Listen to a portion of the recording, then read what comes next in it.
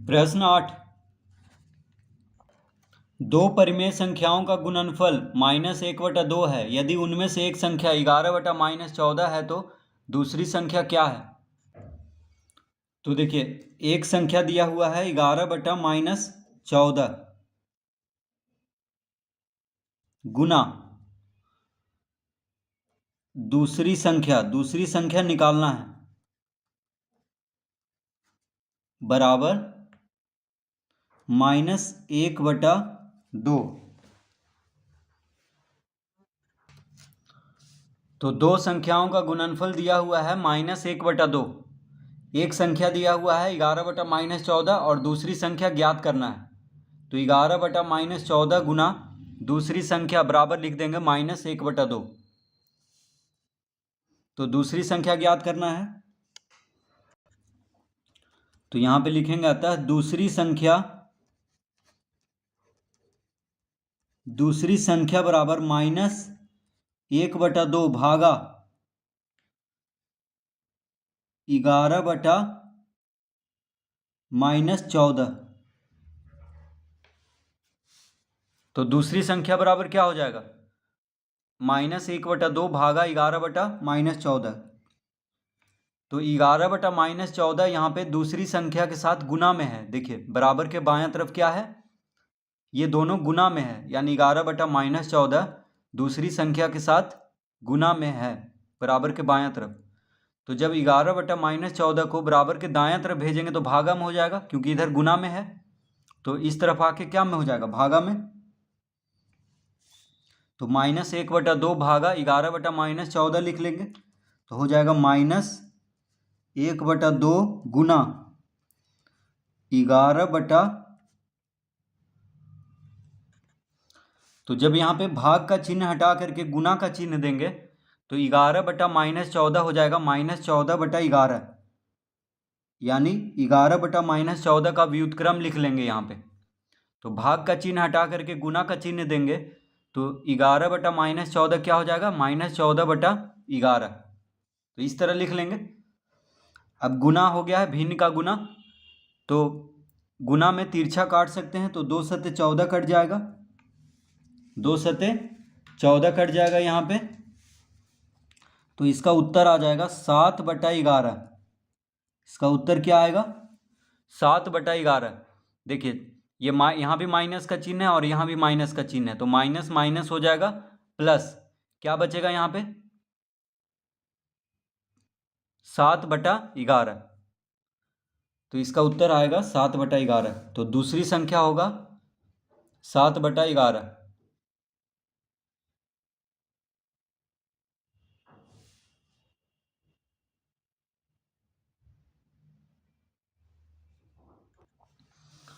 प्रश्न 9। 4/15 को -8/5 के व्युत्क्रम से गुना कीजिए। तो 4/15 को किसके साथ गुना करना है? -8/5 के व्युत्क्रम से। तो 4/15 गुना लिख लेंगे गुना -8/5 का व्युत्क्रम इस तरह लिख लेंगे। देखिए, 4/15 को किसके साथ गुना करना है? तो -8/5 का व्युत्क्रम के साथ। तो -8/5 का व्युत्क्रम को कोष्टक के अंदर कर लेंगे, क्योंकि पहले इसका व्युत्क्रम करेंगे तब 4/15 के साथ गुना करेंगे। तो हो जाएगा 4/15 गुना 5/-8। तो -8/5 का व्युत्क्रम क्या हो जाएगा? 5/-8। ठीक है, -8/5 का व्युत्क्रम हो जाएगा 5/-8।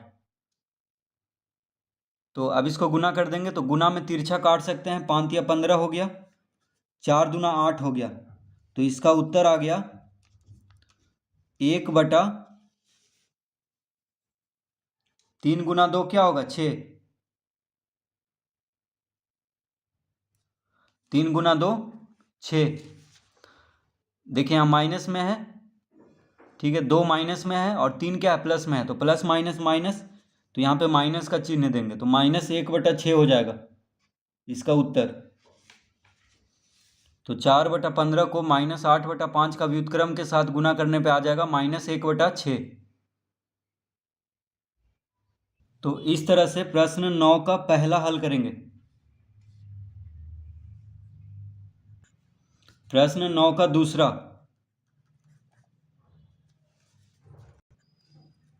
-3/2 के व्युत्क्रम से 9/11 को गुना कीजिए। तो कह रहा है कि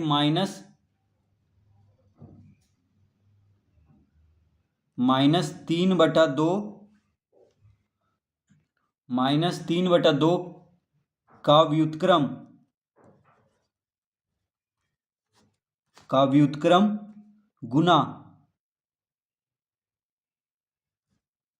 9/11। तो क्या कह रहा है कि -3/2 के व्युत्क्रम से 9/11 को गुना कीजिए। तो -3/2 का व्युत्क्रम को कोष्ठक के अंदर कर लेंगे, उसके बाद गुना 9/11 लिखेंगे।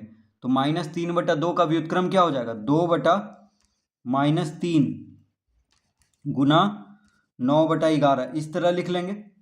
तो -3/2 का व्युत्क्रम हो जाएगा 2/-3, तो 2/-3 गुना 9/11। अब गुना में तिरछा काट सकते हैं, 3 तिहाई 9, तो इसका उत्तर आ जाएगा 3 दूना 6/11। अब देखिए यहाँ पे माइनस है और 11 क्या है, प्लस में है, तो प्लस माइनस माइनस, तो 6/-11 इसका उत्तर आएगा। तो देखिए माइनस को नीचे लिखें चाहे बीच में लिखें या ऊपर लिखें, एक ही बात है। तो -6/11 इसका उत्तर आएगा।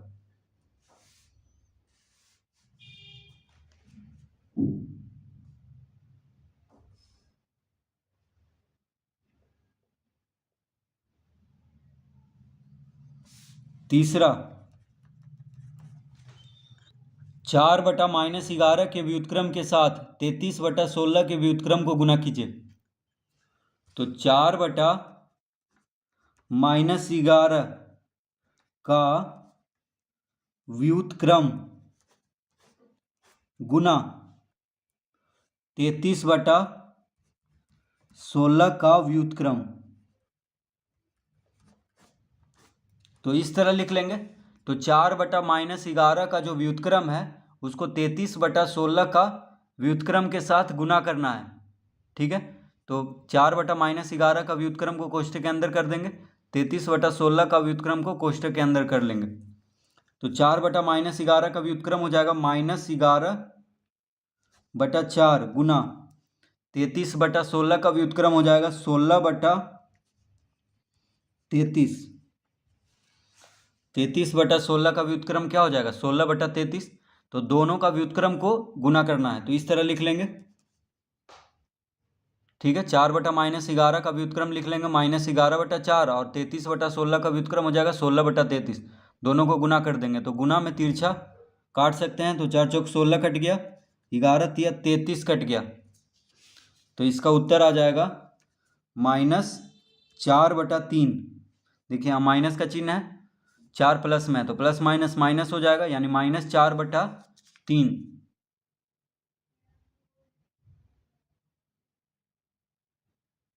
तो इस तरह से इस प्रश्न को हल करेंगे।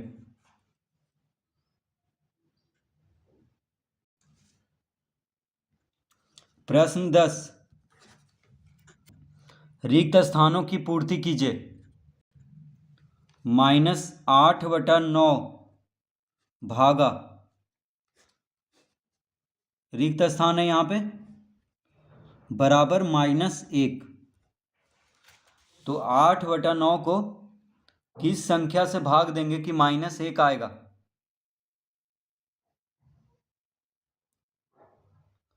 तो देखिए -8/9 को किस संख्या से भाग देंगे कि -1 आएगा। तो 8/9 को 8/9 से ही भाग देंगे तो 1 आएगा, ठीक है, -1 आएगा। तो यहाँ पे 8/9 ही लिख देंगे, क्योंकि जो संख्या रहता है उसी संख्या से भाग देने पे 1 आता है।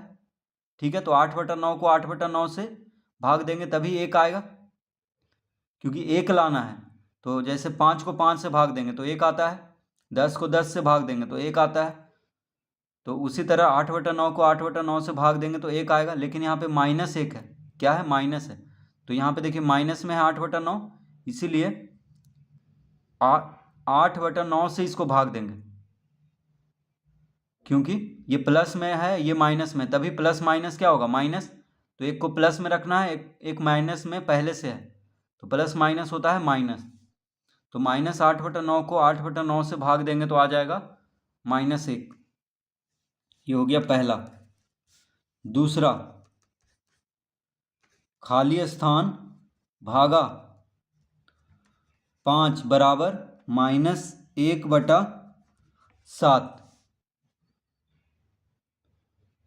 तो किस संख्या को 5 से भाग देंगे तो -1/7 आएगा? तो देखिए, इसको हल करने के लिए हम डब्बा यानी खाली स्थान में क्या भरना है उसको लिखना है यहाँ पे। तो अगर हम यहाँ पे, तो डब्बा बराबर क्या हो जाएगा? -1/7 गुना 5। तो देखिए, बराबर के बायां तरफ 5 क्या है? भागा में है। देखिए 5 के आगे कौन सा चिन्ह है? भागा का चिन्ह है। तो बराबर के जब दायां तरफ 5 को ले जाएंगे तो गुना में हो जाएगा, यानी 5 जो है गुना में हो जाएगा -1/7 के साथ। तो डब्बा बराबर क्या आ गया? डब्बा बराबर आ गया 5 गुना 1 -5,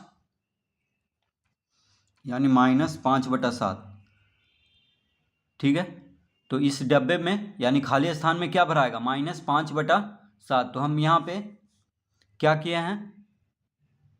डब्बा यानी ये खाली स्थान हमको निकालना है, तो खाली स्थान को यहीं पर रहने दिए हैं, और 5 जो भागा में है उसको बराबर के दाएं तरफ कर लिए हैं, तो गुना में हो जाएगा। तो खाली स्थान बराबर क्या आ गया? -1/7 गुना 5। तो ये दोनों को जब गुना करेंगे तो आ जाएगा -5/7। तो यही इसका उत्तर हो जाएगा, यानी खाली स्थान में भराएगा -5/7। ठीक है, तो इस तरह हम निकाल सकते हैं इसको। ये तो आसान था, क्योंकि 1 लाना था। तो 1 कब आता है? जब उस संख्या को उसी संख्या से भाग देंगे तो 1 आता है। तो यहाँ पे माइनस में था, तो यहाँ पे माइनस में नहीं लेंगे, क्योंकि माइनस प्लस क्या होता है? माइनस। तो इस तरह से प्रश्न 9 और 10 हल करेंगे।